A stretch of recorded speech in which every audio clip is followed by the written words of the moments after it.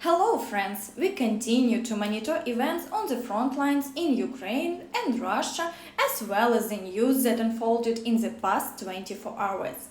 In the meantime, please subscribe to the channel, give it a like and hit the bell icon to stay updated on all the latest news. Today, due to another attempt to break through to the occupied territory, the Russians have decided to initiate their attacks to disrupt the Ukrainian army's plans. Therefore, today battles are being reported on the Vuhledarsky direction east of Vuhledar.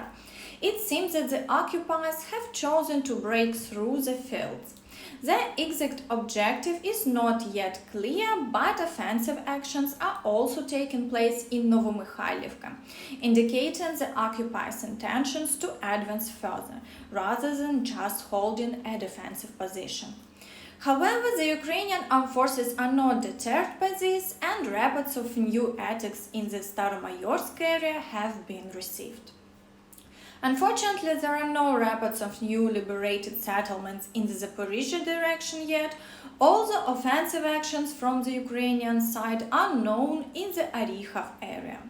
According to preliminary information, the Russians are not retreating and battles are ongoing in Novopokrovka area and towards Robotyne. Therefore, we await further progress, but Russia, understanding the danger of the situation, increases the number of shelling along the entire front line, while Ukraine strikes at Russian bases. Hence, new explosions were recorded in Tokmak today. In the Kherson direction, there are even more shelling incidents today compared to yesterday. Russia is increasing the number of strikes every day, and the entire front line is under heavy bombardment. Unfortunately, the issue of shelling hasn't been resolved yet. It seems that these shelling incidents are not without purpose, and Russia is very afraid of the offensive actions of the Ukrainian armed forces, as there are reports of reconnaissance and sabotage groups present on the left bank of the Kherson region. Лишається досить складною, тому що дійсно в умовах продовження контрбатарейної боротьби ще проводяться роботи з ліквідації наслідків цієї техногенної повені, яка ще в деяких населених пунктах присутня навіть в водяному об'ємі. І в цих умовах ворог, починаючи повертатися на ті позиції, які відкрилися від великої води, посилює обстріли. Зокрема, ось цієї ночі було близько 40 обстрілів в нашій зоні відповідальності. Для нічного періоду це досить висока інтенсивність. І, на жаль, є загиблі на Херсонщині, і обстріляно було 8 населених пунктів. Це досить потужний такий показник за останні дні в умовах, коли люди дійсно ще оговтуються від техногенної катастрофи. According to the information in this post, the Ukrainian armed forces have achieved success almost along the entire front line. Yesterday, they continued counter-attacks on the northern and southern flanks of Bakhmut. In the past 2 weeks, they have managed to recapture 16 square kilometers of territory. Yesterday, Ukrainian forces also conducted limited reconnaissance and sabotage operations on the left bank of the Kherson region. On the Avdiivka direction, Russia has increased shelling around Avdiivka, and attacks are taking place towards Krasnohorivka and Mariinka in the south. However, the Ukrainian armed forces have managed to hold their defense and the front line remains unchanged. The activity of the Russians in this direction indicates their attempt to hinder the plans of the Ukrainian armed forces. On the Bakhmut direction, the occupiers have also initiated offensive actions towards Orikhovo-Vasylivka. The Ukrainian armed forces, in turn, are conducting attacks on Verkhivka and Yahidne. Yesterday, it was reported that the Ukrainian forces had advanced by 3 kilometers, but there have been no changes in the front line in the past 24 hours. In the Klishivka area to the south, there is still no confirmation of movements by the Ukrainian armed forces, so the situation remains unchanged. The Lugansk direction is also intensifying. In the Siversk area, the occupiers are advancing in 3 directions simultaneously: Rozidolivka, Vesele and Vyimka. Moreover, the shelling hasn't stopped. In the Dvorichna area, the situation remains stable for now. Russia continues its bombardment but without any offensive actions.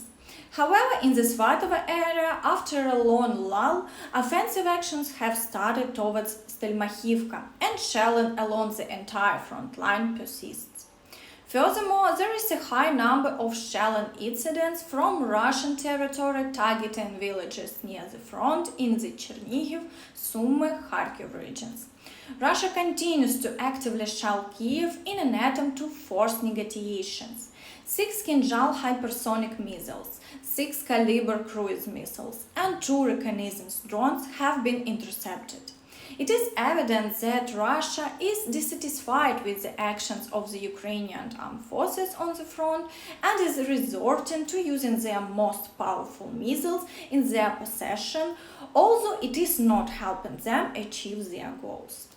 Russian President Putin has already made comments regarding the losses of Ukrainian during counteroffensive. Подразделениям удается дойти до первой линии, где-то не удается. Вопрос не в этом. Вопрос в том, что они используют так называемые стратегические резервы, которые состоят из нескольких составляющих. Первая из них предназначена для прорыва обороны, вторая для того, чтобы использовать войска для закрепления территории, движения по территории. Ни на одном из участков они не достигли своих целей. Вот что важно. Действительно, потери у них очень большие, ну, примерно больше даже, чем 1 к 10 по сравнению с российской армией. Это факт. Но по технике, значит, каждый день происходит рост утраты этой техники.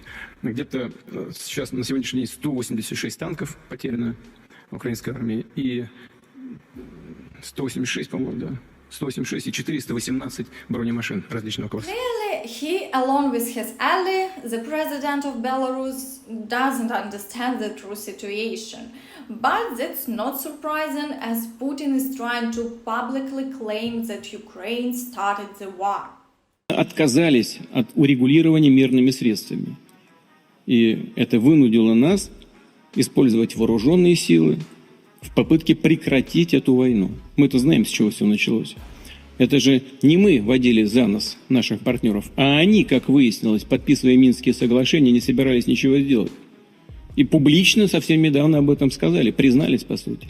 И со стороны украинских властей, и со стороны европейцев.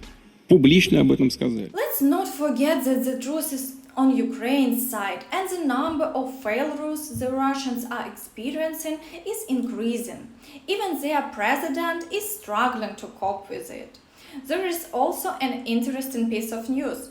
During the presentation of the new model of Lada Vesta in Russia, it simply didn't start.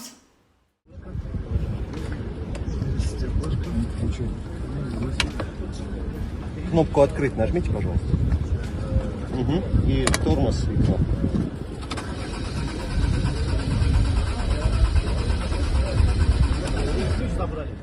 But my friends, why are we surprised? This is Russia, where things often don't go as planned. That's all from me. Thank you for watching, and until next time. Bye bye.